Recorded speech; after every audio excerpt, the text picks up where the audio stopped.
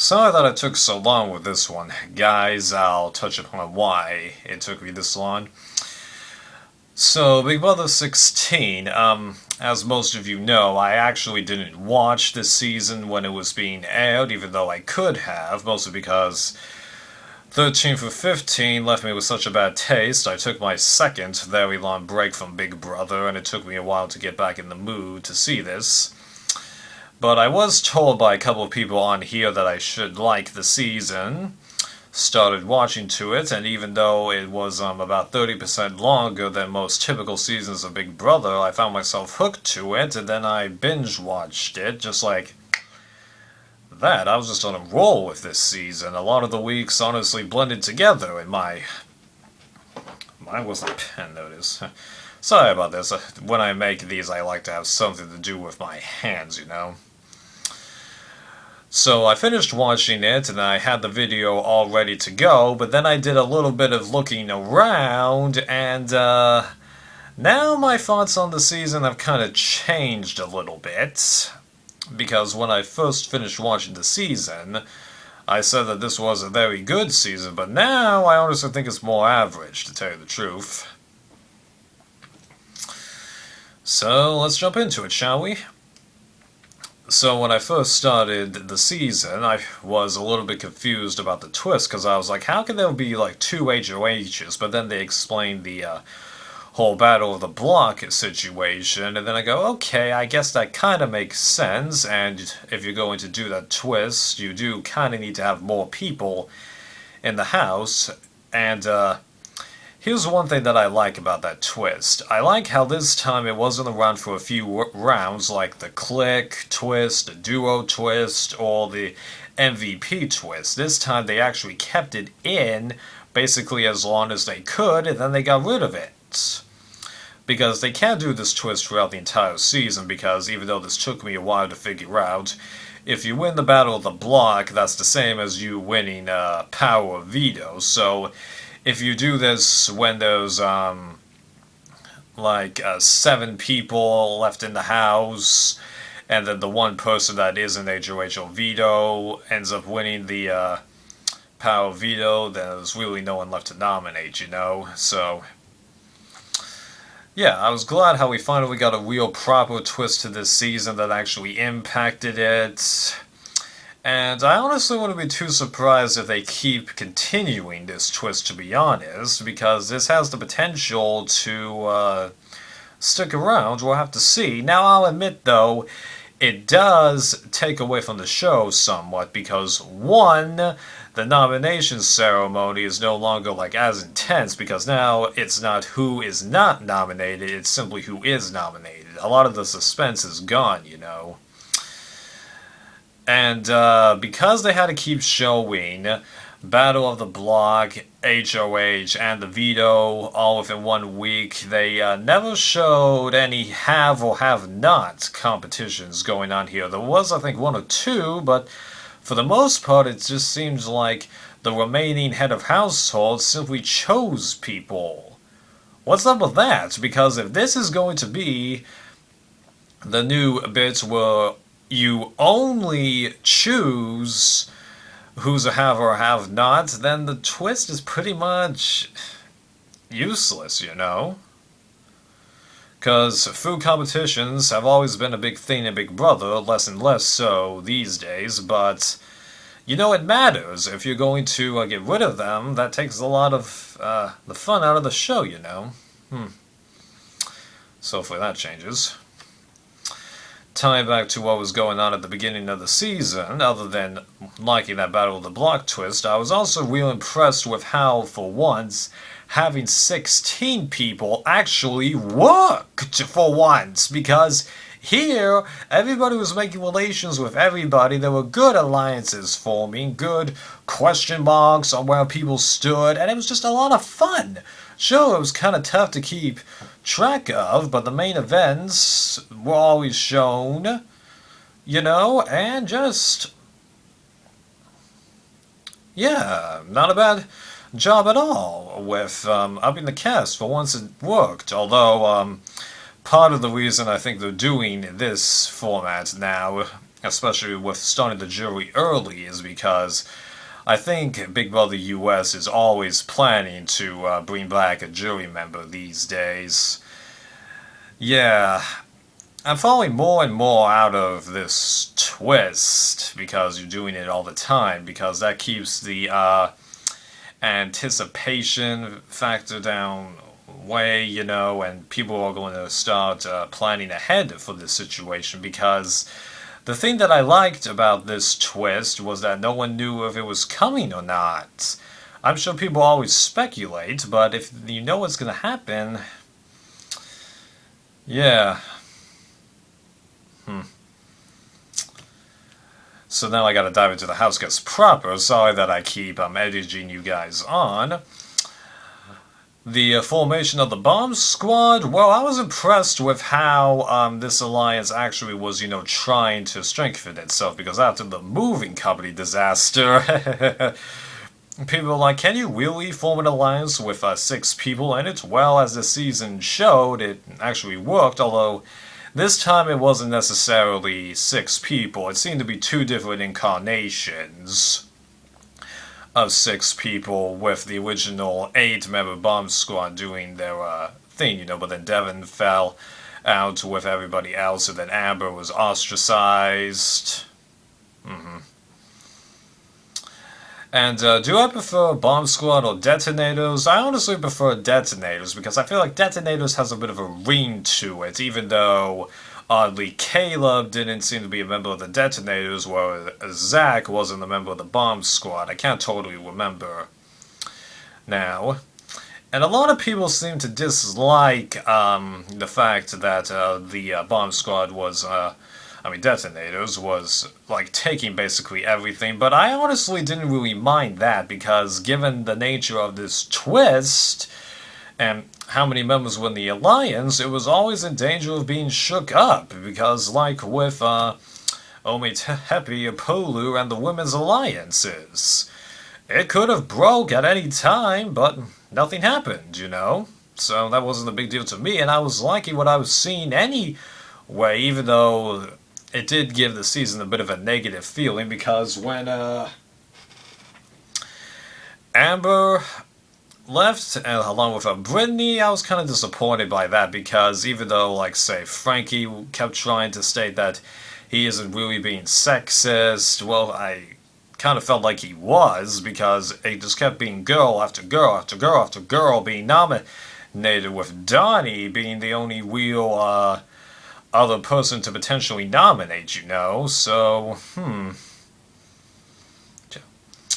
Oh yeah, I completely forgot about Team America. I did like it at first, but looking back, I don't feel like that was, like, as good of a twist as it could have been, because, I think the main thing that I would have changed was, instead of, America telling Team America what to do and then deciding how they're going to accomplish it, I think it should have just been that America chooses the members of the team, and Big Brother gives them the assignments, kind of like how, well, then that kind of defeats the whole purpose of America's team. We'll just,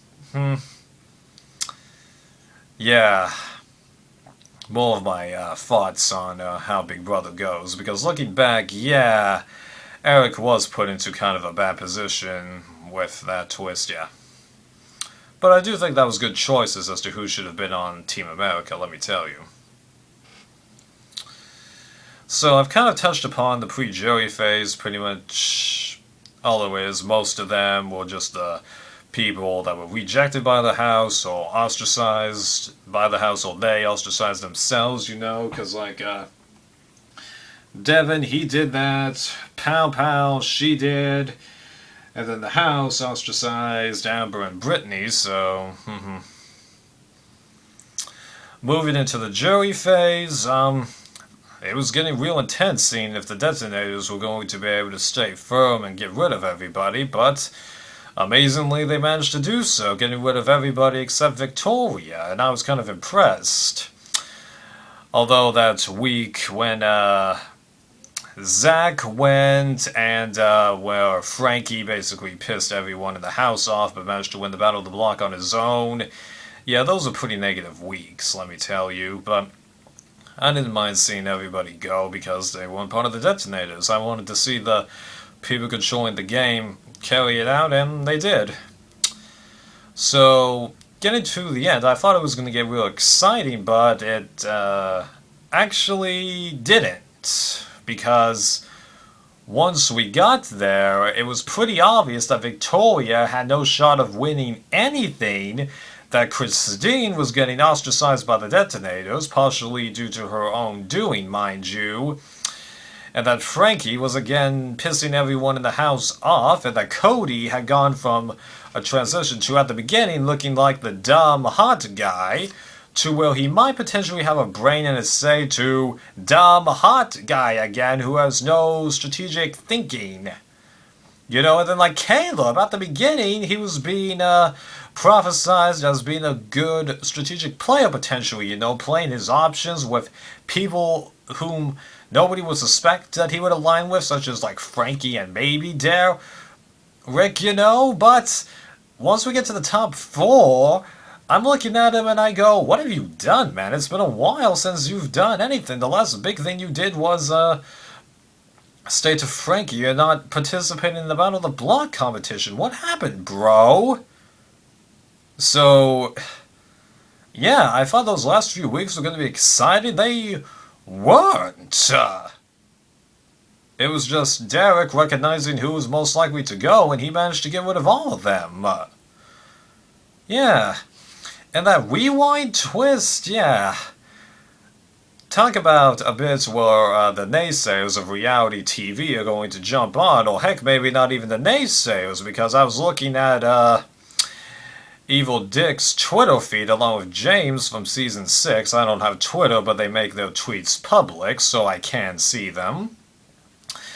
And I'm looking at them and I go, you know what? I'm beginning to start to go with people who keep crying production help on this show, because there seem to be quite a few moments of that, because it wasn't just a rewind twist, which was completely unnecessary and completely unlike the other sudden twists that they threw in there, such as Pandora's box and the coup d'etat. That was just utterly pointless, you know? And then the other big things was like that Battle of the Block. Coincidentally, the only Battle of the Block, well, one of only like 2 or 3 Battle of the Blocks that somebody can complete on their own for their team, is the one that Frankie ends up competing on his own. Huh? And what's the deal with the house gets always having to wait for the Battle of the Block or the veto games now? Because it used to be Big Brother rarely ever told them Big Brother will inform us when the competition is to begin. Usually they made it seem like they simply walked right into the backyard, you know? But here they always had to wait. Really? Yeah. Oh yeah, and Rob's sister Nino has mentioned this a couple of times in his Survivor videos, how it seems like Big Brother kind of changes challenges, you know? I'm beginning to start understanding where these people are coming from. I'm not going so far as to say that the show is completely rigged, but yeah, the doubt in my mind is starting to really increase here. Yeah. So after the detonators were, you know, kind of revealed to have not been doing that much other than just simply winning anything, the only real strategic thinker, Derek, well, not entirely true, Frankie was being strategic, but he was being more colorful than strategic at the same time, ends up fooling everybody and actually gets all the way to the very last question of the last HOH competition without being nominated, becoming the first person since Jason and Danielle to accomplish this, and it was a lot harder this time, and I seriously wonder if he was actually trying to answer that last question. It's a bummer that he didn't get it, because then he would have officially been the very first person to get to the final 2 without being nominated. Danielle and Drew were nominated, okay? just Danielle received an auto nomination along with Derek at the final three, and Drew never stayed on the block. But once we got to the final two, I was pretty sure that Derek had it next to Cody.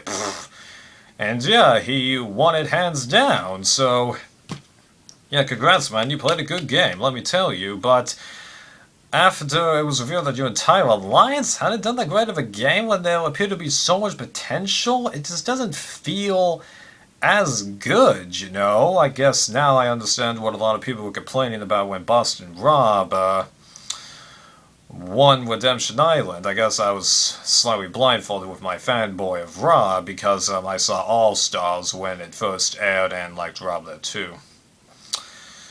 Yeah. And America's favorite player? Well, since Frankie wasn't even in the top three, I do think that Donnie was the best choice.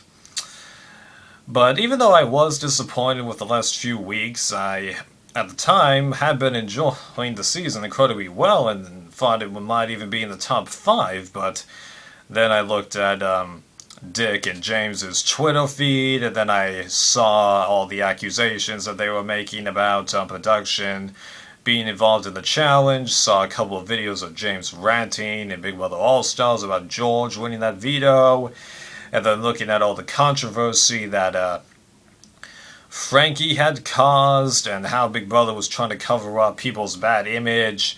Again, even though I think like when Evil Dick was making those comments, it was kind of deserved because, okay. I don't totally like that Frankie did this because I did like him for most of the season, even though I'm not a follower of his and won't be. He doesn't interest me that much, even if you take the controversial comments out of the equation, okay? But Frankie's comments are not at the Amanda from Season 15 or Aaron from Season 15 level. His comments are at the level of Evil Dick, okay? Doesn't completely excuse them, but there's worse than this, okay? Just a lot of people on the bandwagon of wishing Frankie bad problems because he's kind of a social media celebrity, you know? Okay? So am I excusing him? No, I'm just saying that I think it's a tad bit overhyped, the bad stuff, okay?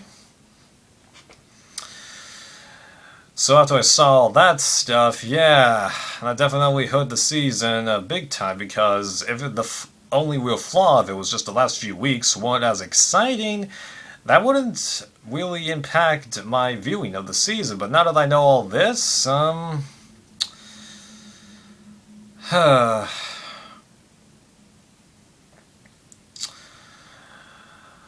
definitely dropping it quite a ways. As of right now, I'm leaning it to putting it between, I believe it was Season 1 and 5, but I've also considered putting it between 5 and 2. I don't know. It's one of those two spots. As of right now, I'll just go 1, 16, 5, okay?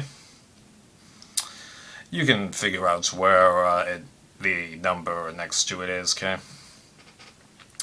So I know that was a bit of a long video, but I felt like that there was a lot of stuff I had to discuss for this season. I enjoyed it, but it does have quite a few problems looking back now that I finished it, which is a bit of a bummer because after a streak of bad seasons, this show really needs to go up, and this was an improvement, but yeah, I know how Dick's starting to feel right now, although I'm not as bad as Dick, because I think Dick said repeatedly that the last good season was Season 10. I said the last good season was Season 12, actually. If you like 14, I have no problem with that, and this was good in some areas, but I had to drop it. Well, hopefully you got a nice amount from this video. See ya.